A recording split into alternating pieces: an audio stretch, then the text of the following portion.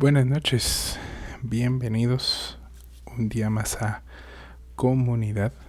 Es un gusto estar con ustedes acá este martes 12 de agosto y pues vamos directo a nuestro estudio. Este día vamos a estar hablando acerca del tema de muertos al pecado. Romanos capítulo 6, verso 1 al 14.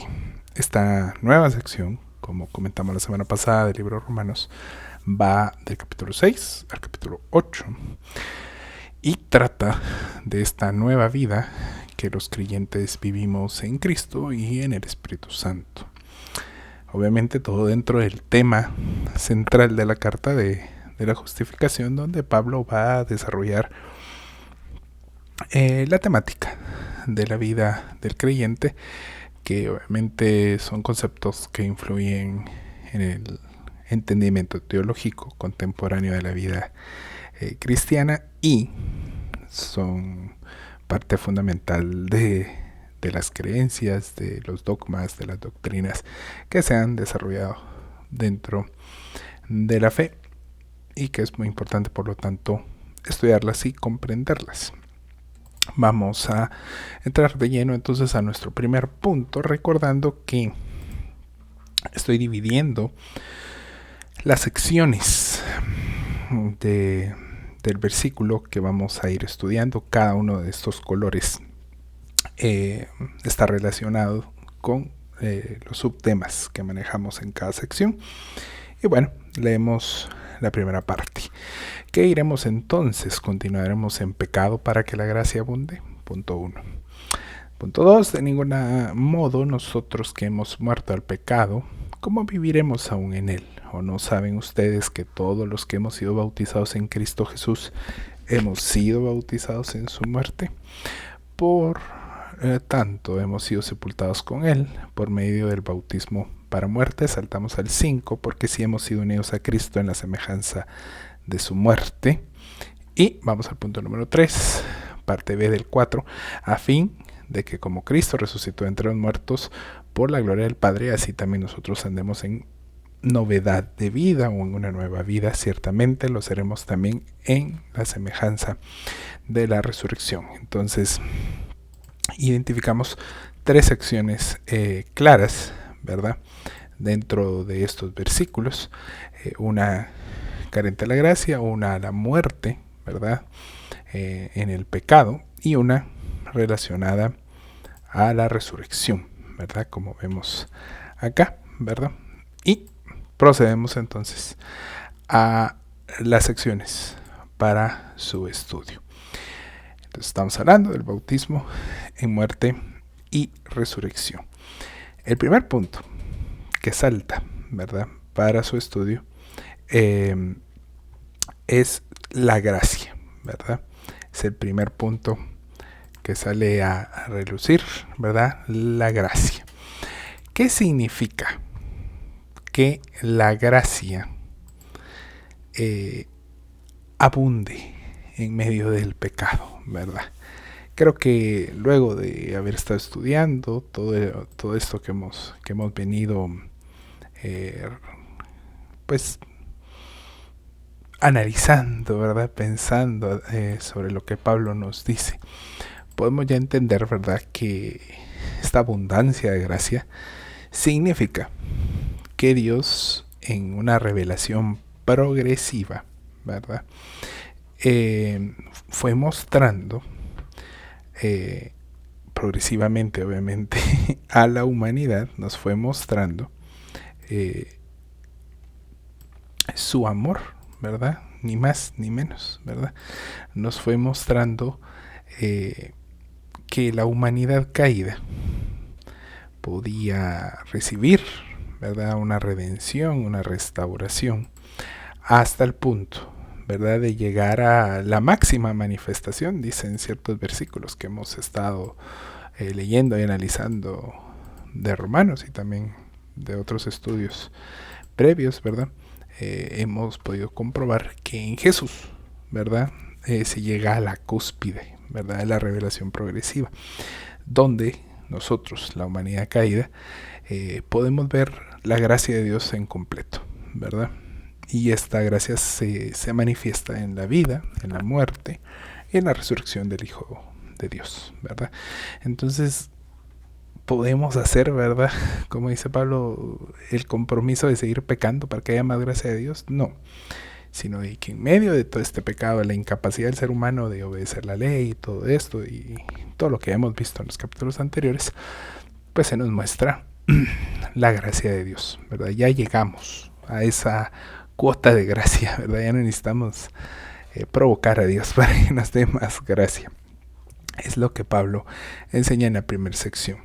Ahora, la segunda sección va a enfatizar el asunto de la muerte, el asunto del bautismo. Si tienen ahí la Biblia, estamos hablando del verso 2, verso 3 y la primera parte del 4, ¿verdad? Entendemos ahora, ¿verdad? Que la gracia no es una... bueno, espero que entendamos, ¿verdad? Que la gracia no significa bajo ninguna forma de estudiarlo, no significa una licencia para vivir en pecado, ¿verdad?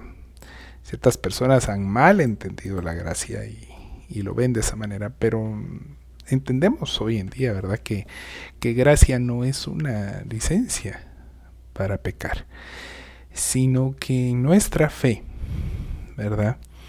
Nosotros tenemos una forma de confesar, de exteriorizar que en realidad hemos muerto al pecado, ¿verdad? Y eso es el bautismo, ¿verdad? En ese bautismo nosotros confesamos nuestra muerte al pecado y nuestra decisión de vivir para Cristo, ¿verdad? Y en cuanto a este tema, ¿verdad? Y todo lo que estos versos dicen, ¿verdad? Que ya no vamos a seguir en el pecado, sino que fuimos bautizados juntamente con Cristo, sepultados en su bautismo de muerte, ¿verdad? Y hemos estado unidos a su semejanza de muerte, ¿verdad? En todo esto, uno de los comentaristas favoritos de mi persona, el Dr. Bob Woodley, dice lo siguiente: el bautismo es simplemente una ilustración física de una realidad espiritual, una ilustración física de una realidad espiritual, acerca de las verdades gemelas de la santificación posicional, que es lo que llamamos justificación, y la santificación en la experiencia, que es vivir para ser más como Cristo. Me encanta esta frase porque no viene precisamente de una persona de un movimiento de santidad, ¿verdad? Él no es de estos movimientos, pero si entendemos todo el proceso de salvación, el proceso soteriológico, sabemos que en el momento de venir al Señor ocurren varias cosas: la justificación, la regeneración, el nuevo nacimiento, etcétera, etcétera. Pero la justificación, a fin de cuentas, es una santificación posicional, es un momento de santificación. Y también en Romanos podemos ver, ¿verdad? Indiferentemente de nuestra doctrina, nuestras posturas teológicas, etcétera, podemos entender en la palabra que hay una necesidad de vivir para Cristo, ¿verdad? Como dice nuestro tema general, de ser como Cristo. Por lo tanto, volvernos cristianos. Para explicar todo esto en palabras sencillas, si yo me vuelvo cristiano, tengo que saber que está implícito que debo de morir al pecado y vivir para el Señor, ¿verdad? Si a nosotros nos preguntan, ¿verdad?, ¿qué es ser cristiano? Bueno, una definición que podemos dar es que es morir al pecado y vivir ahora para el Señor, ¿verdad? Es por esta razón, a la luz de Romanos, ¿verdad?, que ya se los he dicho en otras ocasiones, pero yo considero, ¿verdad?, en Nolito considera que tenemos que tener cuidado, porque la iglesia debe corregir esta idea actual, ¿verdad?, de una conversión barata, ¿verdad? No es que la conversión sea algo barato, no tenga un alto precio, ustedes saben que no, pero en esta iglesia moderna, ¿verdad?, en esta iglesia pop que manejamos con teología pop, hemos estado ofreciendo, este cristianismo pop está ofreciendo una conversión barata, ¿verdad? Porque le enseñamos a la gente y a veces no lo enseñamos, pero somos permisivos en ese aspecto, por ser muy bonachones, ¿verdad? Le enseñamos a la gente que cualquiera es cristianos sin necesidad de cambios. Eso solo toma que usted diga, que usted declare, que usted se autoperciba, ¿verdad? Como creyente, y eso es suficiente. Y esa no es la realidad. A la luz de la palabra hay una demanda a vivir como un cristiano, ¿sí? Hoy en día, por ejemplo, el bautismo es un rito, es una parte en algunas iglesias, en su doctrina, es un requisito para servir, es un requisito para tomar la cena del Señor, es un requisito para servir en las iglesias, etcétera, etcétera. En otras, pues bautizan niños, pero no nos vamos a meter ese relajo ahorita, ¿verdad? Pero debemos volver al sentido del bautismo. Cuando una persona en la iglesia primitiva, en los primeros años de la iglesia, se bautizaba, primero que nada era una confesión pública. Y esta confesión pública implicaba muchos cambios. Implicaba exponerse ante la sociedad para la persecución. Era una sentencia de muerte en muchos casos, ¿verdad?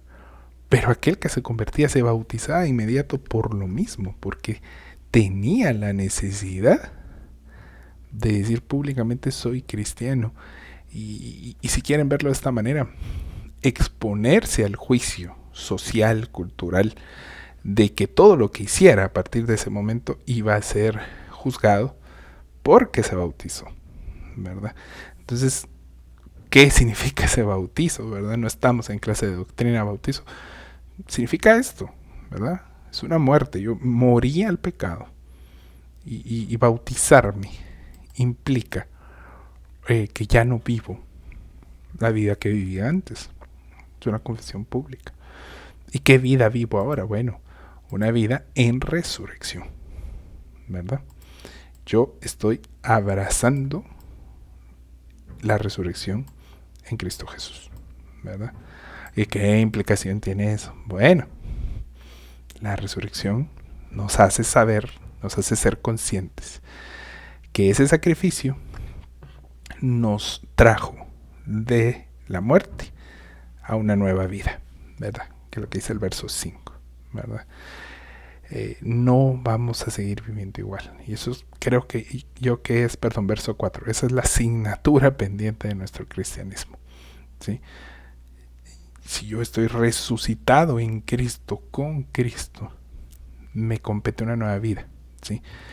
En esta vida, que muchos creyentes ignoran, ¿verdad? Porque, como les digo, es cuestión de hacer una oración, de ir a un cuarto donde te explican qué es ser cristiano, y nada de eso tiene que ver con la verdad, ¿sí? ¿Qué es resucitar en el bautismo del Señor? Es entender que ya no vas a vivir para ti mismo. Ninguno de nosotros, si se entiende a sí mismo como un cristiano, ya no puede vivir para sí mismo, ¿verdad?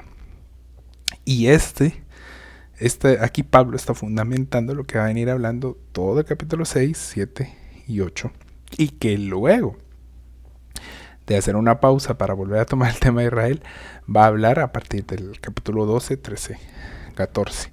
Es esta vida en Cristo en estos capítulos, y en la vida en el Espíritu en los capítulos posteriores, ¿verdad? Porque nosotros estamos llamados en la resurrección a vivir una vida nueva en Jesús, en obediencia a la voluntad del Padre. Y esto es algo que viene de parte de la gracia de Dios, ¿verdad? ¿Por qué viene de la parte de Dios? Porque el ser humano no lo puede alcanzar. Por eso es que la ley fracasó, porque no se puede alcanzar por obras humanas, sino que es parte del poder de Dios que nos lleva, nos capacita, nos habilita a una vida nueva en Cristo, que es hacia donde vamos. Punto número 2 general. Y acá tenemos una vez más 3 divisiones que les pido, si tienen ahí su Biblia, las marquen, ¿verdad? Y procedamos y fluyamos de una manera más sencilla. Leemos, dice: sabemos esto, que nuestro viejo hombre fue crucificado con Cristo, para que nuestro cuerpo de pecado fuera destruido, dice la gran mayoría de las versiones. En realidad la palabra en griego habla de un perder su poder, y ahí está la palabra en griego, no la voy a repetir porque no me sale. Quedar incapacitado, ¿sí? Eso significa, no es que el cuerpo sea destruido, sino que se incapacita el poder del pecado. Siguiente punto: a fin de que ya no seamos esclavos del pecado, ¿verdad? ¿Cuál es el punto de esta muerte? Que ya no seamos esclavos del pecado, porque el que ha muerto ha sido libertado del pecado. Y si hemos muerto con Cristo, creemos que también viviremos con Él. ¿Sí? Punto 3. Sabiendo que Cristo, habiendo resucitado entre los muertos, no volverá a morir. La muerte ya no tiene dominio sobre Él, porque en cuanto a que Él murió, murió al pecado de una vez para siempre. Pero en cuanto a Él vive, vive para Dios. Verso 11, así también ustedes considérense muertos para el pecado, pero vivos para Dios en Cristo Jesús. Ese es el tema central, muertos para el pecado. Pablo, como ya bien saben, redunda un poquito, afirma los temas, pero vamos una vez más a destacar 3 puntos principales, ¿verdad?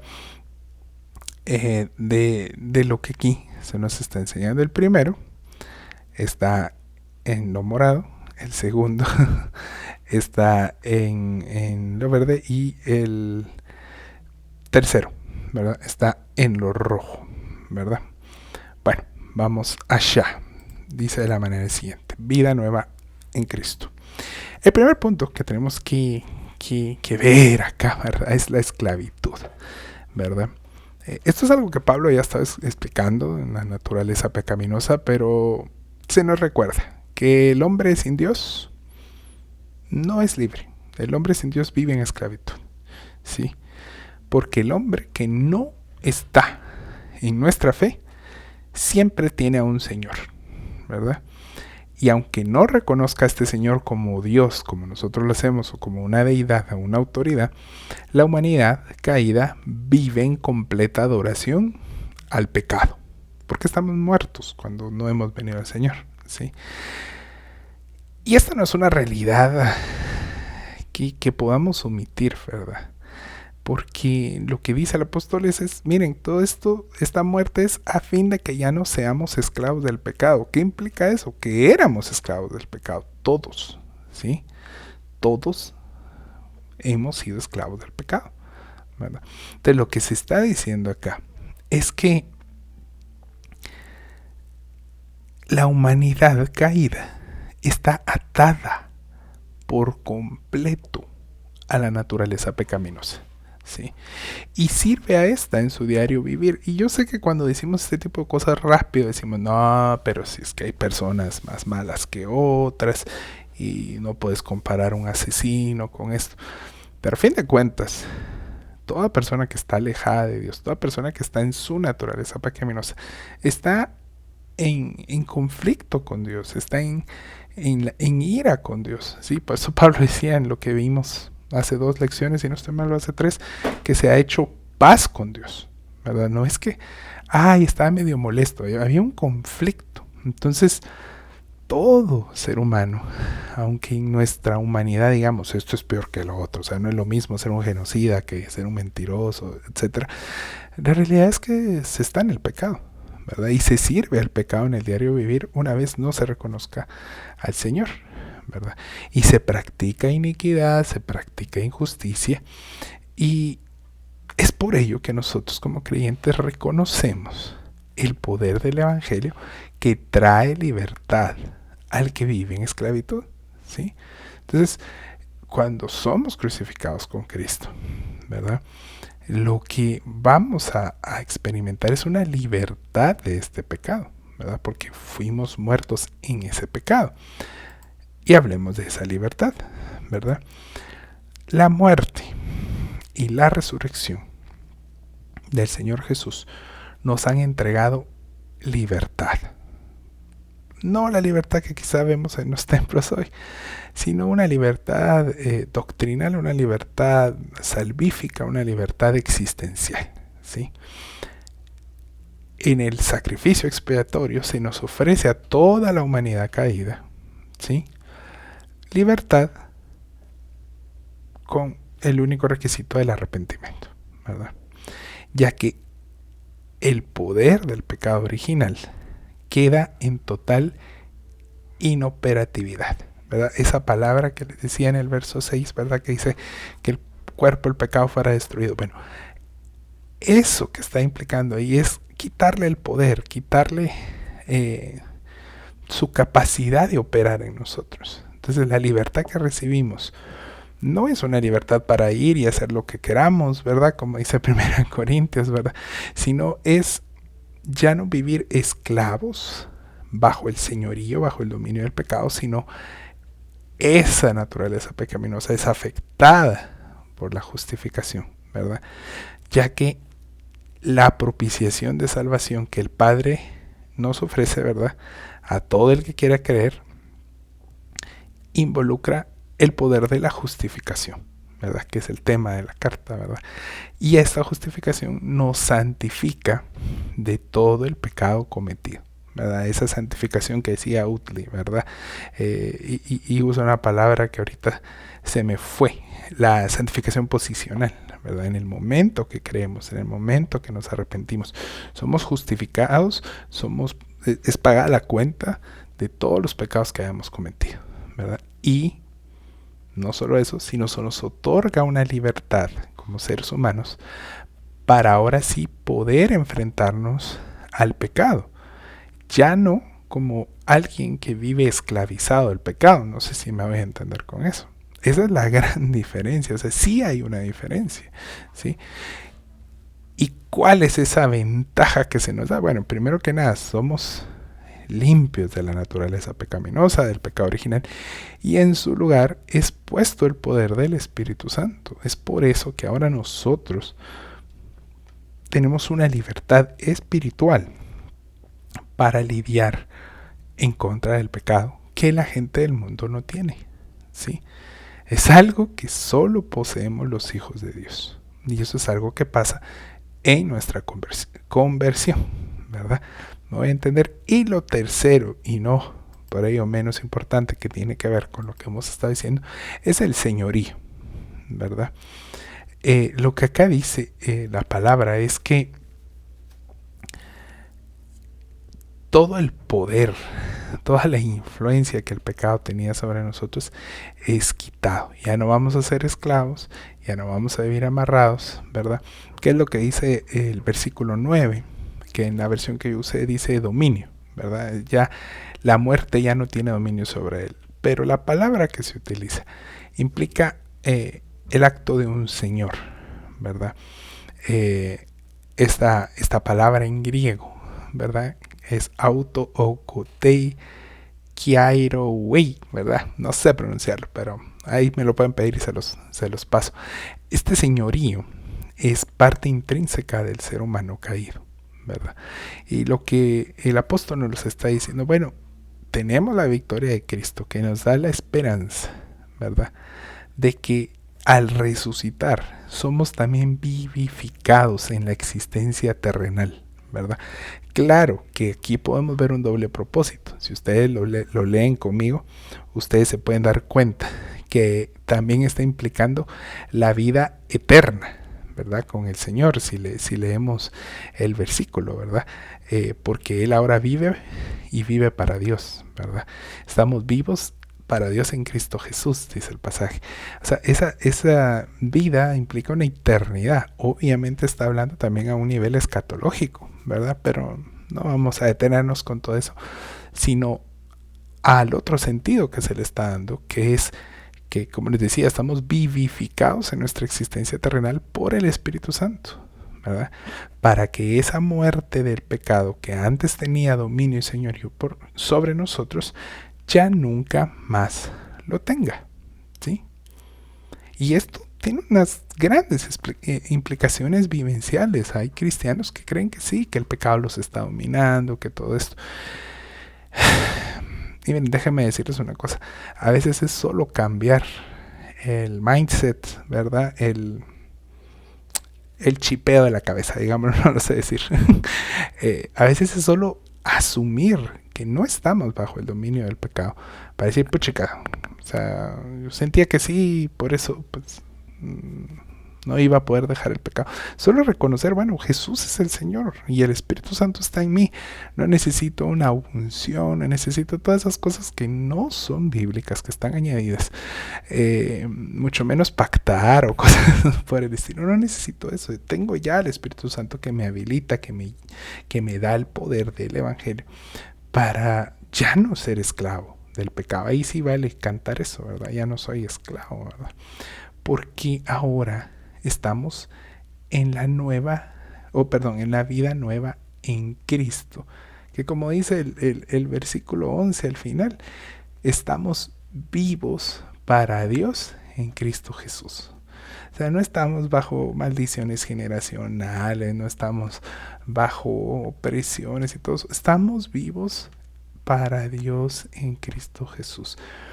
No quiere decir que no exista opresión, que no exista tentación, que no exista todo eso, pero lo que sí significa es que no somos las mismas personas, no podemos estar en la misma categoría de aquel que no se arrepiente, de aquel que no reconoce, porque salimos de la esclavitud a la libertad espiritual, a tener un nuevo Señor. Ya el pecado y la muerte no es nuestro Señor, mucho menos el enemigo, sino es el Señor Jesús. Y eso tiene una forma fácil de entenderse, y es que ahora estamos vivos en medio o entre muchos muertos, ¿verdad? No es que estoy aquí en modo Halloween, en modo zombie, sino que es lo que la palabra dice, que estamos llamados a ser vivos entre los muertos, ¿verdad? Ahí lo pueden ver en el verso 13, ¿verdad? Pero vamos a la palabra y analicemos esta última sección y concluimos así nuestro estudio. Por lo tanto, no permitan ustedes, y son otras versiones, o por lo tanto no reine el pecado en su cuerpo mortal. Otras versiones dicen, por lo tanto, no permitan ustedes que el pecado controle su cuerpo. Y la siguiente sección, para que ustedes no obedezcan a sus lujurias o sus deseos pecaminosos, ni se presten o se ofrezcan en sus miembros del cuerpo al pecado como instrumentos de injusticia o de iniquidad. Y concluye Pablo esta sección y dice, sino preséntense ustedes mismos a Dios como vivos de entre los muertos, y sus miembros a Dios como instrumentos de justicia, porque el pecado no tendrá dominio sobre ustedes, pues no están bajo la ley, sino bajo la gracia. Pablo estaba hablando aquí de la vida del creyente, ¿sí? La vida del creyente que es muy distinta a aquellos que están muertos en el pecado. Ahora, este primer punto que Pablo toca es un punto que puede traer conflicto si tenemos una doctrina, una teología de corte más calvinista, o inclusive de corte más romano. Pero miren, aquí es donde yo les animo, seamos bíblicos, ¿sí? Seamos bíblicos. Dejémonos educar por lo que la palabra dice. Ya que yo miro acá que Pablo está diciendo, bueno, ahora que Jesús es el Señor de sus vidas, que ustedes fueron liberados del poder de la naturaleza pecaminosa, seamos honestos, ¿perdemos el deseo hacia el pecado? ¿Dejamos de ser susceptibles ante las tentaciones? Por supuesto que no. Es lo que Pablo está diciendo, ¿verdad? ¿Por qué Pablo dice, bueno, no permitan ustedes, controlen su cuerpo, no se ofrezcan? ¿Qué está diciendo? Que podemos hacerlo. ¿Sí? Habiendo conocido el Evangelio, podemos hacerlo. ¿verdad? Y ahí es donde les digo que viene el conflicto. No busque que la preservación de los santos y que el salvo y que aquí. Y podemos perder nuestro tiempo en eso. Pero la palabra acá me está diciendo, ¿sí? Me guste o no, encaje perfectamente o no a mi doctrina. Lo que me está diciendo es que yo puedo entregar mi cuerpo al pecado. No debo, pero de qué bien me puede pasar. Ahora,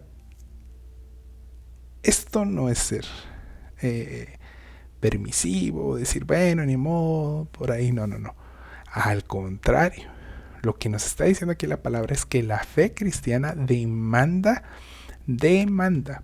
responsabilidad individual ante el pecado. Por eso dice, por tanto, no permitan y que no reine. O sea, nos está dando una instrucción personal. Hacete responsable individualmente ante el pecado. ¿Sí? ¿Qué quiere decir? Que nosotros debemos conocer la voluntad de Dios, debemos estudiarla a través de la palabra y debemos, por tanto, adelantándome a lo que va a venir en los siguientes capítulos, debemos mantenernos en las obras del Espíritu, ¿sí? Eso no es trabajo de Dios. No es Dios el que va a venir y me va a apartar de que yo no me ofrezca el pecado. Es mi responsabilidad, ¿sí? No es Dios el que va a cambiarme para que yo deje de pecar. Soy yo el que ve, esto no le agrada al Señor y esto no lo puedo hacer. Porque muchos mal enseñados, mal creen en estos aspectos, ¿sí? No podemos, por lo tanto, comportarnos como bebés en este tema de la santidad, que no es más ni menos. Tú puedes decir, ni modo, ¿verdad? Un bebé no se puede hacer responsable, un bebé, bueno, yo tengo una bebé ahorita, ¿verdad? Un bebé tira la comida, ¿verdad? Él en su mundo, él no sabe que la falta de respeto, que hay niños en países subdesarrollados que no tienen comida. O sea, el bebé está jugando a la hora de la comida, ¿verdad? No podemos tener esa actitud. Que ya somos viejitos en la fe y nosotros todavía, ay, no sabía que eso era pecado, ay, no te gusta eso, Señor, ay, yo que sabía, ¿verdad? No podemos tener esa actitud, ¿sí? Miren, y esto lo digo específicamente por crisis en las iglesias, ¿no? No está hablando de ustedes, ni de su prima, ni de... No, no, no, no. Esta es una realidad en la iglesia. Muchos creyentes modernos viven hoy irresponsablemente ante el pecado. ¿Sí? ¿Por qué? ¿Por qué digo de que la palabra nos está llamando a eso? Es porque la realidad es que muchos son irresponsables, ¿sí? Y miren, y no faltan los que tienen cierta instrucción y empiezan con excusas doctrinales, excusas teológicas como las que les comentaba antes, ¿sí? Miren, si se pierde o no se pierde la salvación, si esto y lo otro, si que eso déjenlo para una discusión de amigos tomando un café. Pero el llamado a la santidad es innegable. Al menos en estos 3 versículos hay un llamado a la santidad. Eres tú el que no va a permitir, eres tú el que se hace responsable, eres tú el que no dispone su cuerpo para el pecado. Ese es un llamado innegable a la santidad, ¿sí? Es un llamado a que no vivimos para la carne. Los creyentes no podemos vivir para la carne, sino solo para las obras del Espíritu, ¿sí? Por eso es que Pablo dice, e insisto, perdón, ya parezco Pablo, pero Pablo dice, no permitan que reine el pecado, ¿sí? No obedezcan a las lujurias del pecado, ¿sí? Este es un asunto de nuestro quehacer, ¿sí? No algo que se reduzca a una doctrina del actuar de Dios o que digamos, no, es que Dios así lo dispuso. No, no, no. Tenemos que ser responsables en nuestra poca capacidad humana, pero empoderados por el único que empodera realmente, que es el Espíritu Santo, ¿sí? La santidad es, por lo tanto, mucho más de lo que creemos, ¿sí?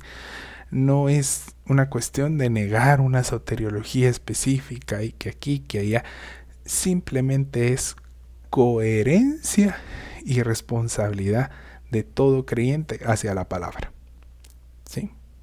Tenemos que ser responsables, tenemos que ser coherentes, tenemos que ser mucho más cristianos de lo que hoy somos. Tiene que haber una coherencia 24 horas al día, 7 días a la semana, 365 o 66 días al año. Nuestro cristianismo tiene que estar en los templos, fuera de los templos, en las casas, tiene que estar en todos lados y tenemos que hacernos responsable de ello como creyentes, no permitiendo que el pecado se practique. Obediencia, ofrecimiento e instrumentos. 3 palabras. Primero, es claro, a la luz de lo que el apóstol dice, como les decía, que sí podemos nosotros determinar ser obedientes, ofrecernos para y ser instrumento de deseos pecaminosos e injusticia. Lo podemos hacer, ¿sí? A la luz de la experiencia. O sea, nosotros decimos ahorita cometer una injusticia y lo podemos hacer, ¿sí? Y es falso que no existen creyentes, aunque sean nominales, que habiendo oído, en sus actos decidan abandonar la fe. Si no, es que él tiene que ser salvo. No, es falso, es una mentira. ¿Sí? Mucha gente, todos conocemos mucha gente que ha oído el evangelio, que ha servido, que ha sido líder, que hasta pastores han sido. Pero decidieron darle luz verde al pecado y vivir de esa manera. ¿Sí? Si esto no fuera así, no es para juzgarlo, es que simplemente es una realidad, ¿verdad? Y si esto no fuera así, si no pudiéramos pecar y decidir hacer lo que quisiéramos, a pesar de que ya fuimos crucificados con Cristo, ¿por qué habría Pablo de advertirnos de esto? ¿Sí? Y como les digo, sin importar cuál sea nuestra postura en cuanto a la salvación, ¿cómo vamos a llamarnos hijos de Dios si nuestras obras son coherentes con la muerte del pecado y no con la vida en Cristo y el Espíritu? Por favor, ¿sí? Y se los digo porque lamentablemente, aunque quisiera decir que no, yo conozco gente en todos los ámbitos teológicos, digamos en todas las posturas, tanto de un lado como el otro, que unos practican la santidad y otros no, y se justifican en todo, ¿verdad? Y esto, como les digo, va mucho más allá de si se pierde o no la salvación, que algunos quieren ser reduccionistas en ese aspecto. O si se pierde, ¿verdad? Como dice el libro que les recomendé, si se pierde solo por apostatar o por falta de santidad, como creen los hermanos pentecostales, ¿verdad? O por apostasía, como creen otros, o no se pierde, como creen otros. Se trata esto de una cristiandad moderna, que, como les dije, producto de que vende muy barato llamarse creyentes,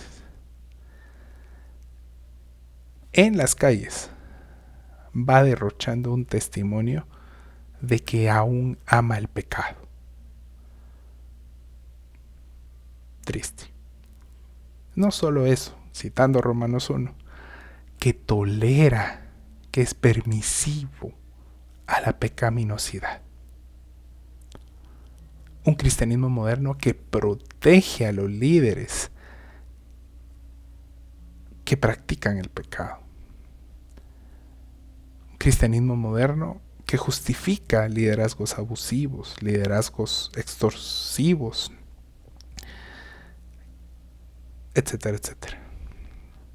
Y que ama todo eso, mucho, pero bajo ninguno de la evidencia de sus obras demuestra que realmente ama a Dios, ¿sí? Y eso, obviamente, nos lleva a que aquellos que obedecen, ofrecen y son instrumentos de maldad, es prácticamente imposible amonestarlos en las iglesias. Y se ha vuelto casi imposible amonestar del pecado en las iglesias. La gente se ofende, deja de ir a los cultos, ya no contestan los WhatsApps de las iglesias, ya no se conectan a comunidad. Porque estando en pecado, no nos gusta que nos digan que estamos dando lugar al pecado, aunque somos hijos de Dios. Y por último, la palabra en el verso 13, parte 2, nos llama a ser instrumentos de justicia. El Hijo de Dios, no el Señor Jesús, sino nosotros, se abstiene de pecar por amor y reconocimiento de que está en una nueva vida en Cristo. Porque sabe que está vivo en medio de tanto muerto. Pues comprende la gracia de Dios y se presenta para realizar obras de justicia, como dirá Romanos 12, 1 al 2. Y claro, que si alguien hoy predica que la santidad es necesaria porque así aseguramos nuestra salvación, pues nos está mintiendo, ¿verdad? Porque no es que de B vamos hacia A, es al revés, ¿sí? Es porque somos salvos, porque hemos reconocido que hemos recibido de gracia la salvación, que ya no vamos a buscar ofrecernos y disponernos para ser instrumentos de injusticia, sino todo lo contrario. ¿Sí? Vamos a buscar y a procurar y a poner todo nuestro esfuerzo por ser instrumentos de justicia, sabiendo que si llegamos a pecar, porque va a pasar, tenemos que confesar ese pecado. No tenemos que ocultar el pecado, ni tampoco justificarlo con 20,000 argumentos. Es que esto es porque aquello, es porque no, vos es que me siento así, es que no, psicológicamente, emocionalmente, es que todos esos son argumentos humanos, ¿sí? Pero ¿qué es santidad? Santidad es anhelar ser un instrumento de justicia en el diario vivir. Así podemos concluirlo. En conclusión, sé muy bien que al entrar a estos temas es inevitable que nos lleva, ¿verdad?, a discutir temas profundos que han dividido a la cristiandad por siglos. Y entiendo, como les decía la semana pasada, hay posturas, analícenla, vean cuál les da paz, etc. Pero quisiera concluir esta parte, que solo está empezando el tema, ¿verdad?, enfatizando el sentido de responsabilidad de cada uno de los creyentes, ¿sí? Y que tomemos a David, por ejemplo, ¿verdad? Él, ante su pecado, buscó ocultarlo, ¿sí? Muy probablemente cegado por su posición de poder, él creyó que podría salirse con la suya. Y para salirse con la suya tramó todo tipo de maldad. Y ustedes saben la historia bíblica, así que no se las toca repetir. Hasta que fue seriamente confrontado e irónicamente condenado por su propia superioridad moral, ¿verdad? Él solito se condenó. Pero aún a David fue necesario confrontarlo.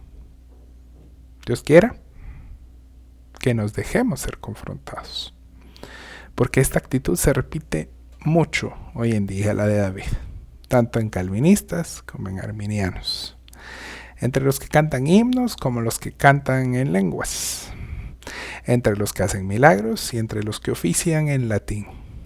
El pecado siempre va a estar al acecho, media vez nos empecemos a ocultar detrás de murallas mentales que argumentan en contra de la verdad bíblica. Dios no ha llamado, y me atrevo a decir, Dios no tiene hijos irresponsablemente inmaduros e ignorantes.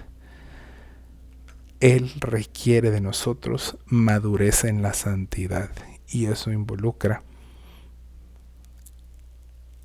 estudiar,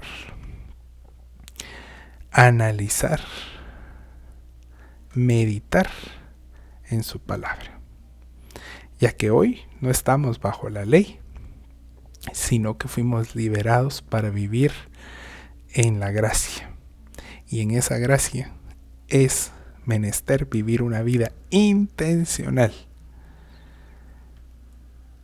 como cristianos. Y esa vida intencional tiene que tener una alta estima a la santidad. De lo contrario, muy linda nuestra teología, muy lindas nuestras posturas, pero muy probablemente estaremos errando en el blanco. Más que estar preocupados de que si puedo perder o no mi salvación, debo estar preocupado en amar a Dios en mis obras, muriendo al pecado y viviendo en Cristo. Muchas gracias por haberse conectado. La próxima semana terminamos el capítulo 6 y un poquito del inicio del 7 con este interesante estudio de comunidad. Bendiciones y hasta luego.